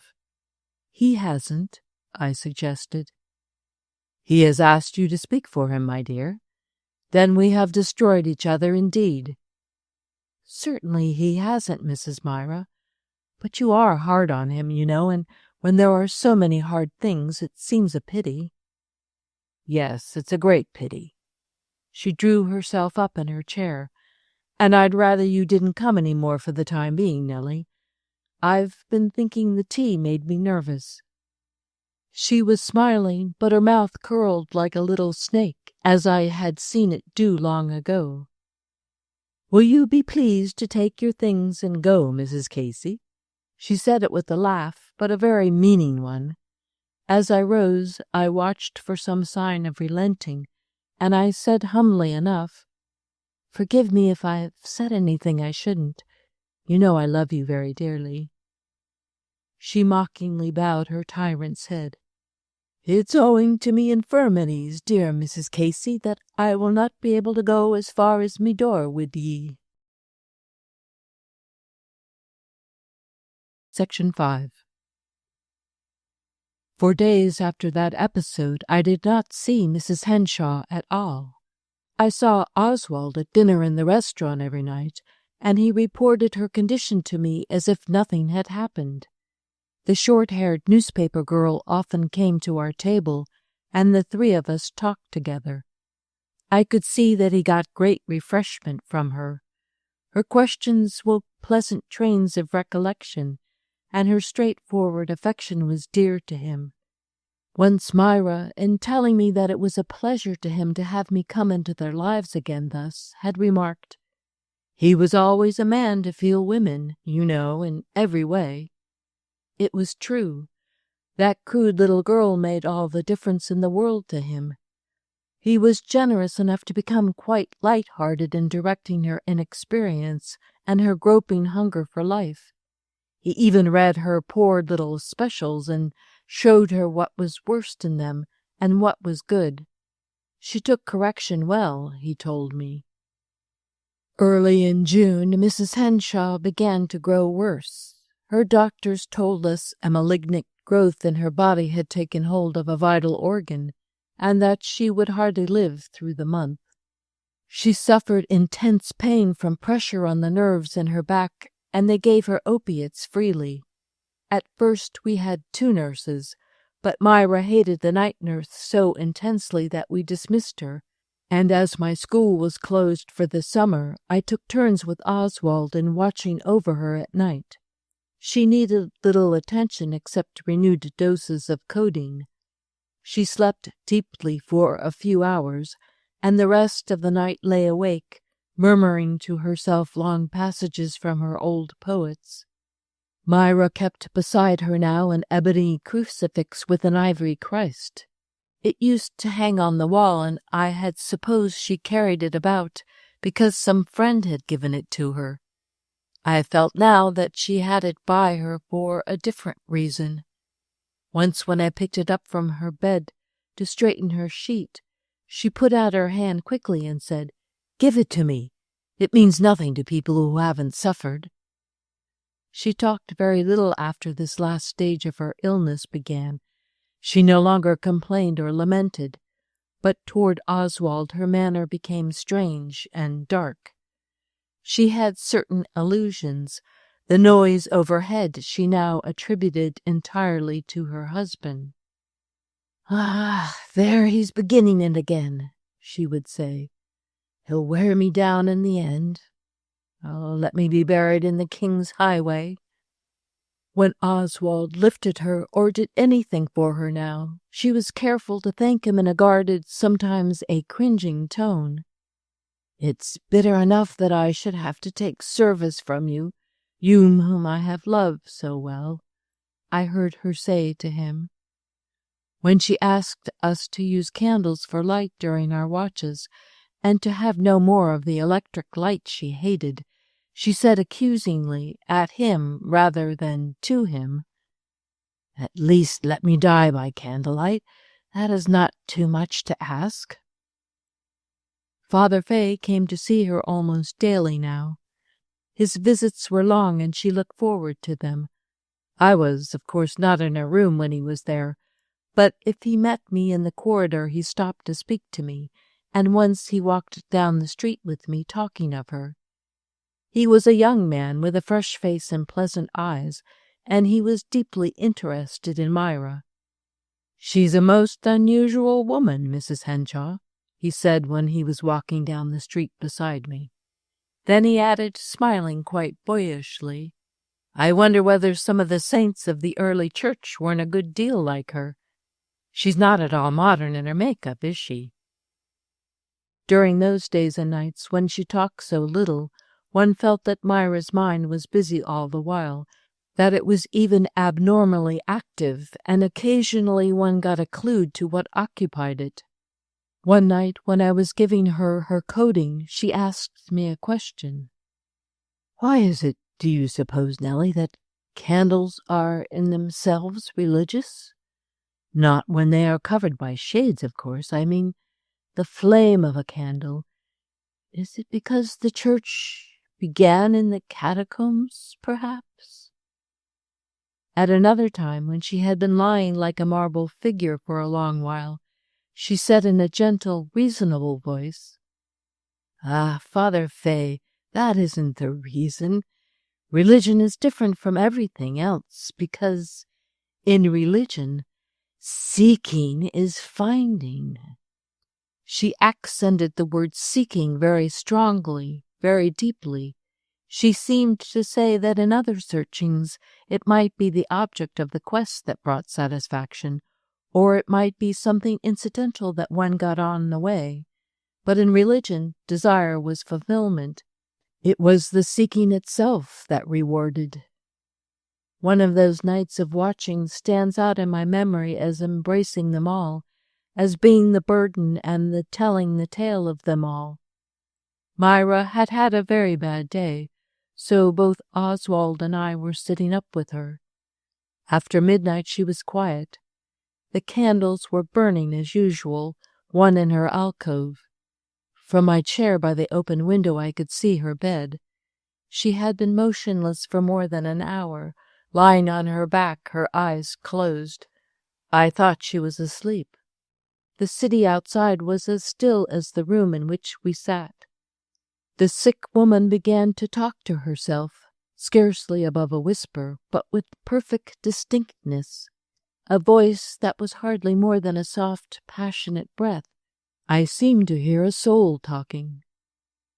I could bear to suffer, so many have suffered, but why must it be like this? I have not deserved it. I have been true in friendship. I have faithfully nursed others in sickness. Why must I die like this, alone with my mortal enemy? Oswald was sitting on the sofa, his face shaded by his hand. I looked at him in affright, but he did not move or shudder. I felt my hands grow cold, and my forehead grow moist with dread. I had never heard a human voice utter such a terrible judgment upon all one hopes for. As I sat on through the night, after Oswald had gone to catch a few hours of sleep, I grew calmer. I began to understand a little what she meant, to sense how it was with her. Violent natures like hers sometimes turn against themselves and all their idolatries. Section 6. On the following day, Mrs. Henshawe asked to be given the sacrament. After she had taken it, she seemed easier in mind and body. In the afternoon, she told Henshawe to go to his office and begged me to leave her and let her sleep. The nurse we had sent away that day at her urgent request.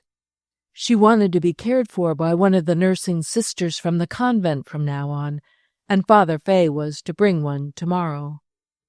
I went to my room meaning to go back to her in an hour, but once on my bed I slept without waking. It was dark when I heard Henshawe knocking on my door and calling to me. As I opened it, he said in a despairing tone, "She's gone, Nellie. She's gone." I thought he meant she had died. I hurried after him down the corridor and into her room. It was empty. He pointed to her empty bed. "Don't you see? She has gone, God knows where.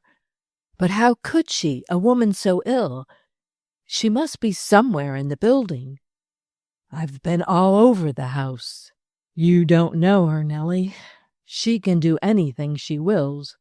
Look at this." On the desk lay a sheet of notepaper scribbled in lead pencil. "Dear Oswald, my hour has come. Don't follow me. I wish to be alone. Nellie knows where there is money for masses." That was all. There was no signature. We hurried to the police station. The chief sent a messenger out to the men on the beat to warn them to be on the watch for a distraught woman who had wandered out in delirium. Then we went to Father Fay. "The church has been on her mind for a long while," said Henshawe. "It is one of her delusions that I separated her from the church. I never meant to." The young priest knew nothing. He was distressed and offered to help us in our search, but we thought he had better stay at home on the chance that she might come to him. When we got back to the hotel, it was after 11 o'clock. Oswald said he could not stay indoors. I must be there within call, but he would go back to help the police. After he left, I began to search Mrs. Henshawe's room. She had worn her heavy coat and her furs, though the night was warm. When I found that the pair of Austrian blankets was missing, I felt I knew where she had gone. Should I try to get Oswald at the police station? I sat down to think it over. It seemed to me that she ought to be allowed to meet the inevitable end in the way she chose. A yearning strong enough to lift that ailing body and drag it out into the world again should have its way. At 5 o'clock in the morning, Henshawe came back with an officer and a Negro cabman. The driver had come to the station and reported that at 6 last night a lady, with her arms full of wraps, had signaled him at the side door of the hotel and told him to drive her to the boat landing. When they were nearing the landing, she said she did not mean to stop there, but wanted to go farther up the shore, giving him clear directions. They reached the cliff she had indicated. He helped her out of the cab, put her rugs under the tree for her, and she gave him a $10 gold piece and dismissed him. He protested that the fare was too much and that he was afraid of getting into trouble if he left her there.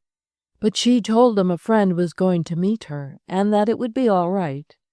The lady had, he said, a very kind, coaxing way with her. When he went to the stable to put up his horse, he heard that the police were looking for a woman who was out of her head, and he was frightened. He went home and talked it over with his wife, who sent him to report at headquarters. The cabman drove us out to the headland, and the officer insisted upon going along. We found her wrapped in her blankets, leaning against the cedar trunk, facing the sea. Her head had fallen forward. The ebony crucifix was in her hands. She must have died peacefully and painlessly. There was every reason to believe she had lived to see the dawn. While we watched beside her, waiting for the undertaker and Father Fay to come, I told Oswald what she had said to me about longing to behold the morning break over the sea, and it comforted him. Section 7. Although she had returned so ardently to the faith of her childhood, Myra Henshawe never changed the clause in her will, which requested that her body should be cremated and her ashes buried in some lonely and unfrequented place in the mountains or in the sea. After it was all over and her ashes sealed up in a little steel box, Henshawe called me into her room one morning, where he was packing her things, and told me he was going to Alaska. "Oh, not to seek my fortune," he said, smiling. "That is for young men. But the steamship company have a place for me in their office there. I have always wanted to go, and now there is nothing to hold me. This poor little box goes with me. I shall scatter her ashes somewhere in those vast waters. And this I want you to keep for remembrance." He dropped into my hands the necklace of carved amethysts she had worn on the night I first saw her. "And Nellie," he paused before me with his arms folded, standing exactly as he stood behind Modjeska's chair in the moonlight on that New Year's night, standing like a statue or a sentinel, I had said then, not knowing what it was I felt in his attitude. But now I knew it meant indestructible constancy, almost indestructible youth. "Nellie," he said, "I don't want you to remember her as she was here. Remember her as she was when you were with us on Madison Square, when she was herself and we were happy. Yes, happier than it falls to the lot of most mortals to be. After she was stricken, her recollection of those things darkened. Life was hard for her, but it was glorious, too. She had such beautiful friendships. Of course, she was absolutely unreasonable when she was jealous. Her suspicions were sometimes almost fantastic." He smiled and brushed his forehead with the tips of his fingers, as if the memory of her jealousy was pleasant still and perplexing still. "But that was just Molly Driscoll. I'd rather have been clawed by her, as she used to say, than petted by any other woman I've ever known. These last years it seemed to me that I was nursing the mother of the girl who ran away with me. Nothing ever took that girl from me. She was a wild, lovely creature, Nellie. I wish you could have seen her then. Several years after I said goodbye to him, Oswald Henshawe died in Alaska. I have still the string of amethysts, but they are unlucky. If I take them out of their box and wear them, I feel all evening a chill over my heart.